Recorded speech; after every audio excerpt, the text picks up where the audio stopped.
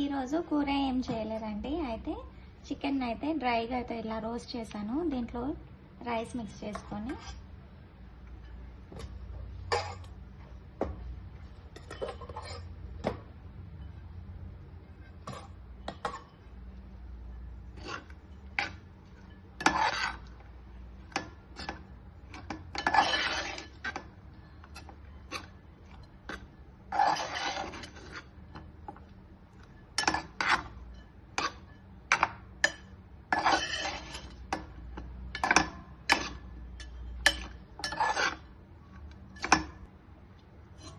ఇదిగోండి రైస్ అయితే రెడీ అయిపోయింది.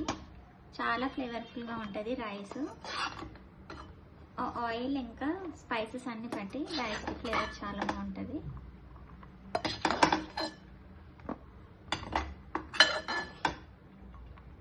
డిన్నర్ అన్నమాట, చికెన్ రైస్. వీడియోస్ నచ్చితే లైక్